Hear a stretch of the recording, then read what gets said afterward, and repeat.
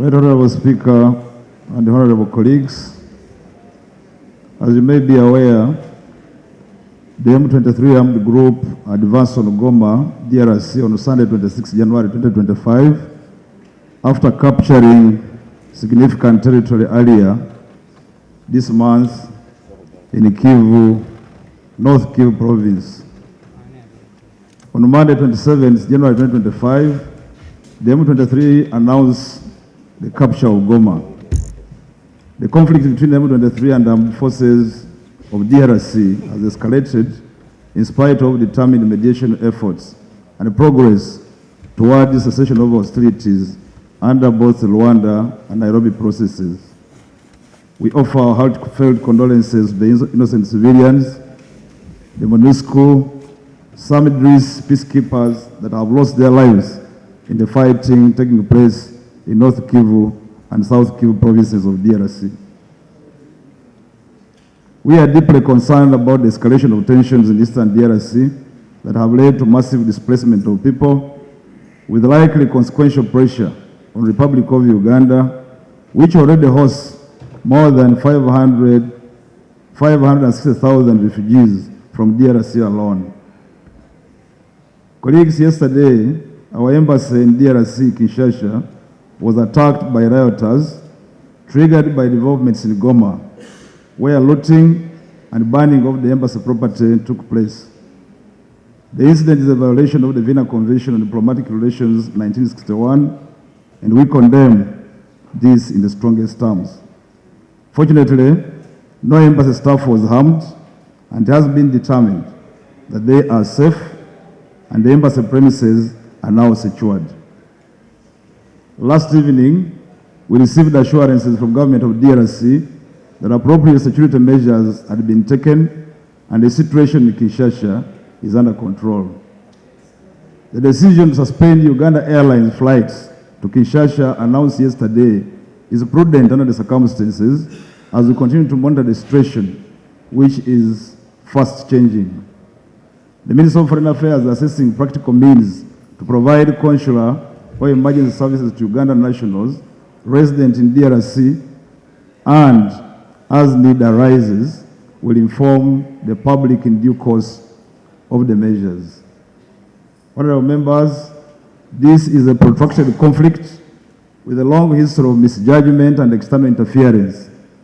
A multiplicity of factors including ethnicity, citizenship, mineral and economic exploitation, and youth unemployment continue to fuel the conflict. We therefore would like to take this opportunity to categorically state and clarify that the Republic of Uganda dissociates itself from the activities of armed belligerent groups in the DRC. It's important to restate the context to government of Uganda participation in resolution of this conflict since 2013 in order to provide clarity. On 12 December 2013, in Nairobi, 2 declarations and 1 communique were signed, including the Kampala dialogue between the government of the Democratic Republic of Congo and the M23. The documents detailed each side's commitment, including the mobilization and reintegration of former rebels, and the DRC commitment to facilitate the return of refugees. Following the defeat of the M23 armed group in November 2013, the former fighters were received in Kisoro, Uganda, disarmed by Uganda security, and their arms inspected and handed over to government of DRC at Kasindi. The ex-combatants were regularly visited by DRC government officials, the International Committee of the Red Cross, the expanded joint verification mechanism, MONUSCO, defense attaches accredited to Uganda, and international journalists for monitoring and documentation exercises. It should be noted that the ex-combatants were not prisoners but refugees. Uganda government has, in good faith, regularly shared information with the DRC government on matters relating to activities of the M23 ex-combatants. By 2015, all disarmed ex-combatants that had taken refuge in Uganda, save for non-citizens of DRC, had been handed over to government of DRC. Colleagues, we commend the Rwanda process under the stewardship of His Excellency Joao Lorenzo, the President of the Republic of Angola. We recognize the Nairobi process under the guidance of former President Uhuru Kenyatta. We recall DRC government's approval of EAC regional force deployment in Eastern DRC in November 2022, resulting in success in ensuring a reduction in M23's movement territory by 80%. However, due to disagreement around the force's mandate, the mission was not extended and aircraft completed its withdrawal on 21st December 2023 after its mandate expired on 8th December 2023. The 24th Ordinary Summit of the EAC Heads of State held on 30th November 2024 in Arusha called for a coordinated approach and the consolidation of various mediation initiatives, specifically Rwanda process and the EAC-led Nairobi process, to be merged into one and managed jointly. We are hopeful that this initiative will be implemented to ensure a more effective mediation process toward the cessation of hostilities and a lasting peace. Right Honorable Speaker, as we have said before, the problems of Great Lakes region cannot be resolved by military means. This approach has been tried before and unfortunately has its limits and unnecessarily prolongs the resolution of problems. His Excellency President Yoweri Museveni and the government of Uganda remain available to participate in regional peace initiatives to ensure a cessation of hostilities as soon as possible. The government of Uganda continues to monitor the security situation in the Great Lakes region while taking into account the importance of the ongoing bilateral agreements with the DRC. I thank you for your kind attention. Thank you, Honourable Minister. Next item. No, Honourable colleagues, the Minister had requested me for space. These are very sensitive matters. A voice, no, please, I request the war is going on, okay? These are sensitive matters. No. Honourable colleagues, Rule 52.2 says such a statements may be debated, okay?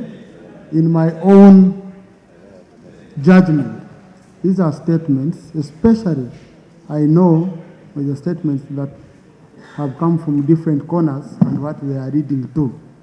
I wouldn't want us to again go through many issues. Honourable Minister, you will be updating us. Next item, I request. Item 4. You know I'm the most lenient person on these matters. I request. Item 4 on the other paper, length. Not been covered under your statement. Honourable Minister. Honourable Minister, there is a matter of raised which has not been covered under your statement, and even in the request for statement, you never alluded to that. So can just tell him to remind you, allow him to remind you. There should be nothing to hide. I raised this matter leading to the statement by the minister, and unfortunately there are elements that have not been covered. One of which is very critical, that Uganda's ambassador to DRC for over 4 years has not been accredited. It's important for us to know what's the ministry doing about this, because the link we have with DRC is an ambassador. Not even you, the minister. You might supervise these ambassadors, but they are our links. We do not have a link. Our embassy got banned. I don't know who you're in touch with, who is heading that mission, because our ambassador has not been accredited to date. Why? Did DRC not find this person competent enough? Did we just abandon the issue? Because it's important, even formally, for us to know what's happening in DRC, what's happening to our Ugandan citizens whose link should be this ambassador. And this is an aspect that you have not talked about in your statement. So I thought I should insist that he responds to that. Thank you. Thank you, Rob. Honourable Minister. I didn't mention this because I have mentioned this severally on this floor. Mr. Speaker, under Chapter 7 of the Constitution, and precisely Article 122(1) states that the President, with approval of Parliament, may appoint heads of missions and ambassadors. Mr. Speaker, that rests the case of a blame to the ministers. The ministers are aware and they have transmitted to the appropriate authority, who under Article 122(1) has that responsibility. We've done our part. Mr. Speaker, that deviates from Article 123, talking about treaties. Article 123(1) talks about the President or any person authorized by the President may enter into treaties. Now, that puts a clear dichotomy and only gives assignment to what we can do and what we cannot do. Secondly, Mr. Speaker, it's not true to allege that we have no representation in the DRC. We have staff in our mission in the DRC. We may not have head of mission accredited, but we have the deputy head of mission, who is chargé d'affaires. In absence of head of mission, you have a chargé d'affaires. The mission is running. Maybe just for your information, is that the DRC does not have a head of mission equally here. I thank you. Thank you. Next item, Honorable Enos. Bw'olaba nti wonooyita tewaliiwo ogirayo kukuma gy'oli paka embeeredde mu nteeko. Ekitegeeza bonna tebasobola kudda lunaku lumu. Naye tukyakola kyonna kisoboka, tutaddewo empuliziganya, buli yenna munnayuganda ayagala okudda, tubawadde ennamba z'essimu, tubawadde emikutu gye balina okwogeraganyizaako basobole okufuna engeri gye badizibwa okwabo. Ekyo sinaba kukitegeerako ssebo. Gavumenti ya Congo abeekalakaasi naye tulowooza baana bayaaye buyaaye baagadde okukozesa omukisa okubba, kubanga tebagenze tebagenda kuba bukubi kizimbe, bagadde bakigulewo banyagulule, era basudde entebe zaffe, zikapeti, zikapboodi, n'olw'ensonga eyo kibekwasa kyonna kyonna si kituufu, bayagadde kubba bubbi, era olwamaze okubba ne bateekayo.